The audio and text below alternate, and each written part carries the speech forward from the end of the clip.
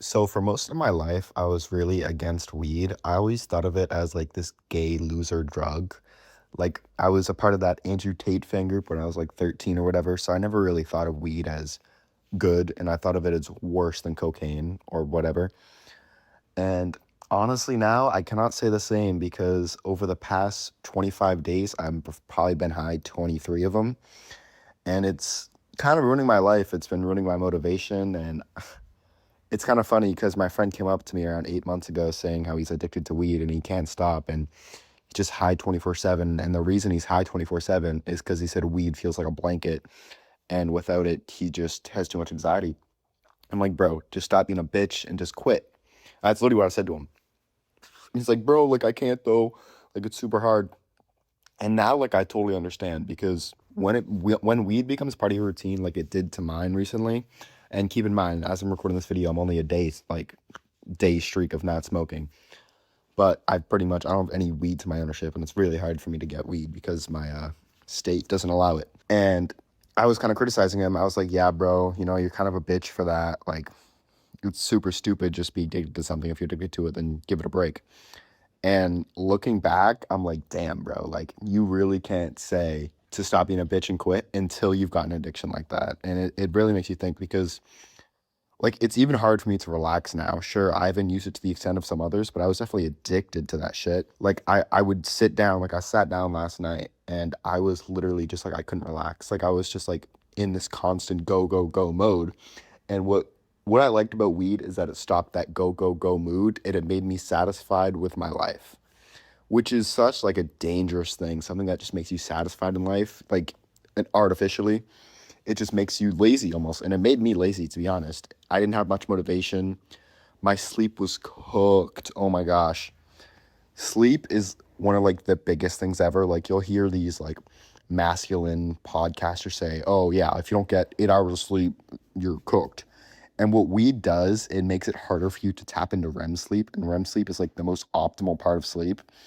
And so for like 7 days straight, I smoked before bed just to like make it easier to fall asleep or whatever.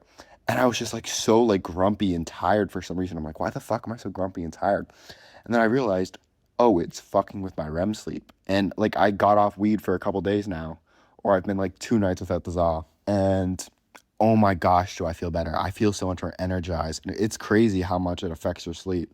So if I were to go back to using it sometimes, I definitely wouldn't use it to go to sleep because that ruins your sleep. A lot of people get weed wrong where they say, oh, you can't be addicted to weed or anything like that, which you can't get like a physical addiction to it, like with alcohol or meth or cocaine or anything like that, like those harder drugs. But when you form a habit around weed, which is what I did, I would smoke at work because I have a little summer job. It's the easiest shit ever. I just sit at a pool and no one bothers me. So I'm pool monitor or whatever. So I would smoke then and then I would smoke at night. And once I got like that routine down, my brain was like, okay, when are we gonna smoke? Like subconsciously it would tell me, you know what, we're gonna smoke now. And it just formed this habitual, how do I call it? Habitual addiction, I want to say, habitual routine. And I would just keep fucking smoking every day. And it was like, damn. Now, this isn't for a lot of people, but whenever I smoke and I'm not in like a good area with like, I'm only with my friends, or like if I have to talk to somebody I don't want to talk to, I get very anxious, which is also another thing I wanted to quit. Like, I wasn't fully enjoying my highs. Like, I would be at work and I'd be scared of my boss coming up to talk to me or some random employee coming to talk to me. And it would be like scary, I'd freak myself out. So that was like another reason I definitely wanted to quit. So for me, I kind of had this mindset, which kind of creeped up on me, which is like, it's only temporary. Because I would just keep hitting my cart day after day after day. I'd be like, oh, I just won't get another after it runs out. And then what actually happened was I was going over to my friend's house to have a couple drinks. And I had like extra vodka or whatever, and then it spilt all over in my bag. And my cart was in my bag. And like then the cart like stopped working. It would only work sometimes, which was like shit. Like I got to get a new cart. Like in my brain, it was like, okay, I need to get a new cart. Like what the fuck? And then I also gave it to my homeboy, and then it just stopped working after that. So that's also another reason why I had to quit. And it was like, do I really want to go spend another $35, $40 at a new cart and like keep myself addicted? And that was like another big one. So it just like stacked up. The cons kind of stacked up against the pros. Now, don't get me wrong. If I had a dispensary next to me, I'd probably be still smoking if I'm gonna be so real. The thing about weed is that the best way I can describe it is from this show called Chainsaw Man. Basically, in the anime, they can make these devil contracts where they get these devil powers. The human has to give something to the devil in exchange. And one of them was like being able to control a fox, but it takes part of your skin, or it takes part of your body away. Like once you use that fox, it takes part of your body, which is kind of similar to weed. Because when I would smoke weed, I would be super relaxed in that moment, but then the next day, your anxiety levels goes up. I'm a little more snappy because my sleep wasn't great that night, and it's just like this trade off where it's kind of like an uneven trade off if you're doing it constantly.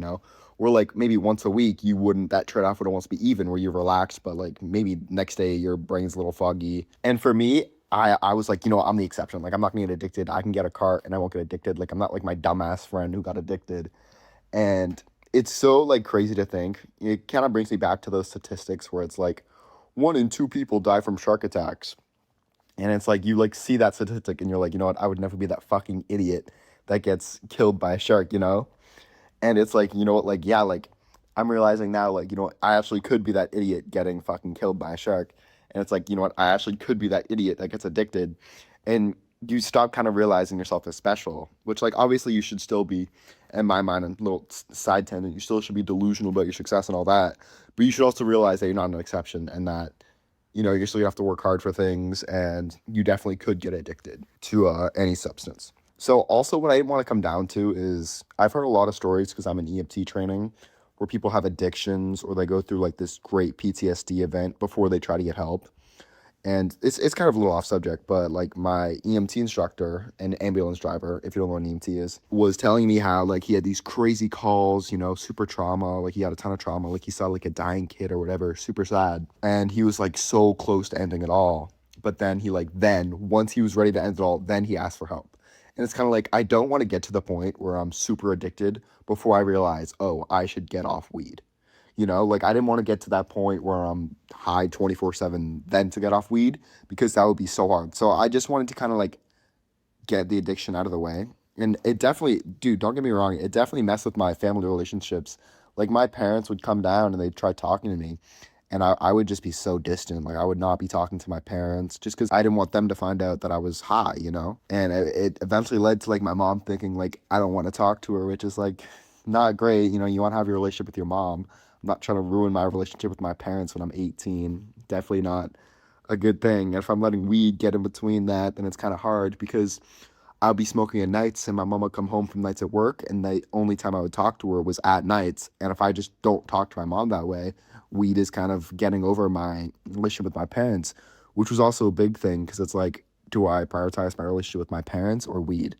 So it was just all these things kept stacking up and making me think like, like I want to smoke weed and I still do, but if I continue to smoke weed, can I limit myself to only once a week? And for me, that's no. I can't have weed on me and then limit myself to once a week. I have such like an addictive personality where if I like something, I'm gonna keep doing it. And for me, I have to go cold turkey or not own anything. Like if I'm at a party or whatever, sure, I might smoke a little now, but if I have access to that in my own house and it's super discreet like a cart, I don't trust myself not to spam in that shit like every single day? So the overall kind of message I almost want to send is that you can smoke weed and you can be fine with it, but it just really depends on the person and the priorities. For me, a person like me, if you're anything like me, you probably shouldn't just because, I mean, you definitely could if you're not, maybe I'm just a fucking idiot. But for me, I just always spam that shit so much, and it just got to the point where it was just ruining my life and definitely my sex life. Like, I'm gonna be so real. That shit, when they say it nuked your testosterone, my gym performance was down. I wasn't getting morning wood. Like, I could definitely tell it was taking a toll on my tests. Like, I stopped uploading on YouTube for a little bit because I was so lazy because I kept smoking weed all the time. And it definitely changed your motivations. And the biggest thing you have to keep in mind is just from an outside perspective, look at your addiction and the pros and cons of it. And if the cons get too high, it's okay to stop for a bit. And eventually, if you want to get back into the use, which I might use a little bit, then that's fine. And you just have to notice yourself and have more self control over yourself, which is what I have to learn to do. And if I'm the person that can't handle my marijuana that well, then maybe I should go cold turkey, you know?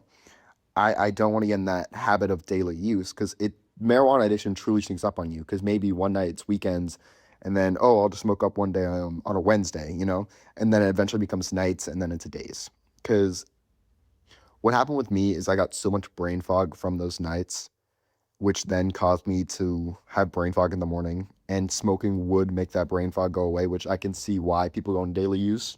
The biggest overarching claim I want you to get out of this video, or that I wish I could have got out of this video 30 days ago before I started smoking a ton of weed, was the biggest danger isn't the addiction. It's convincing yourself that you don't have a problem. Just keep that in mind. Look at yourself from an outside perspective and see the pros and cons. If the cons get too high, just stop